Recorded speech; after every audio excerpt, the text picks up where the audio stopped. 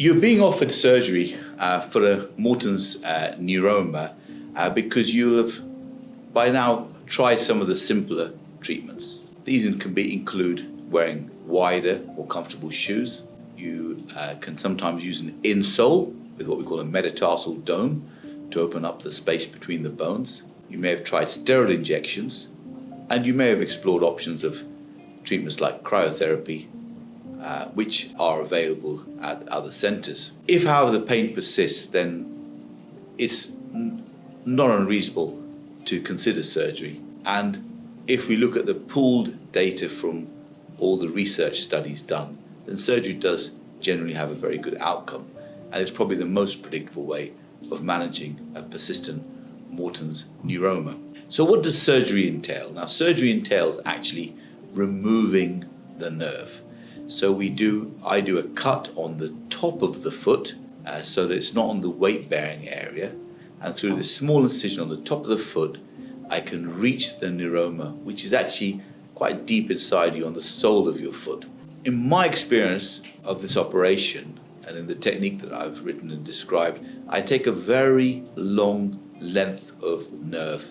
And I think this is one of the key things to get a good outcome, and in particular to reduce the risk of a stump neuroma. Now, stump neuroma is very widely written as a risk after this operation, but it is uncommon to have a symptomatic one. A symptomatic one means one that might require further surgery, and in my own practice, the chance of that is only about 5%. So there is a very good chance that the neuroma will not go on to trouble you again. Now, I am removing the nerve, and therefore there will be a small patch of numbness between the toes and sometimes just in the pad of the ball of the foot as well. You may have two neuromas, and usually we try to leave one of them, because if we remove both, then the numbness can be quite awkward for the patient. However, sometimes if both neuromas are very painful, then we have to bite the bullet and remove them both. It is an operation. We do it under a short general anaesthetic. You're allowed to weight bear afterwards, and you have a special hard sandal which I give you at the time of the operation. The sandal looks like this, with Velcro, so that you can stretch it out to put the foot, which is bulkier because of the dressing. Patients feel very reassured when they walk in this for the first 2 weeks. You can take it off in bed, and you take it off when you're at rest.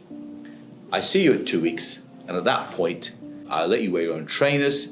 The toes feel a bit stiff. You can start using them, start mobilizing them, and then I usually see you around the 6-week mark. To shower after surgery, the easiest way to protect their dressing is to get what we call a cast or dressing protector. These are widely available online, and you can get it from Amazon, or even Limbo is a company that does it. It acts as a seal that goes over the dressing like a giant bag, but it's better than using a carrier bag or something, because the chance of water going into the dressing is significantly reduced. If your dressings do get wet, you must contact me because we need to change the dressing. It is an operation, and operations do have risks. I'm putting the scar on the top to minimize the risk of scar pain.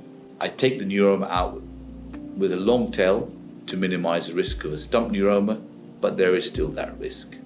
Further surgery is possible. Success rates from redo surgery are generally slightly lower.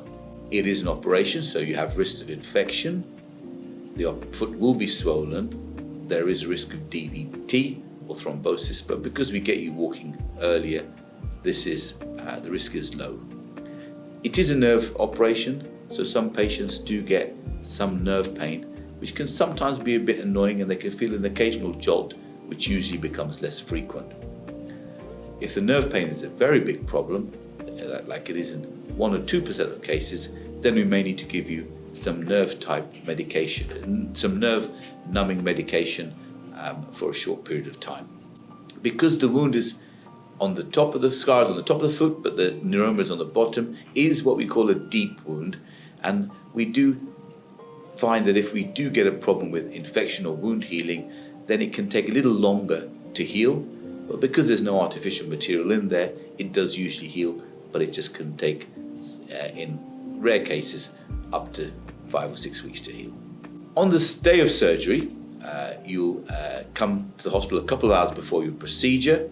It is done under a general anaesthetic, and the reason I do it is because I think it's this very delicate operation, and having tried it under local anaesthetic, the patients find it extremely unpleasant. You will be bandaged up and you'll be allowed to weight bear and go home a few hours after the procedure. Try and keep the leg elevated as much as you can for the first 2 weeks to minimize swelling, to give the best chance of the wound to heal and to give you the best outcome. You may feel a bit sore for a couple of days, so I wouldn't plan to do too much, especially if you're working from home, but I'll see you at 2 weeks and then at 6 weeks. If you have further questions about your recovery, do first read the leaflet on my website on recovery from forefoot correction. And obviously, if you have any other queries, then you can always email the office and I'll be happy to answer them for you. What we don't want you to do is come to the surgery on the day of the operation worried. We hope we'll have answered all your queries before that.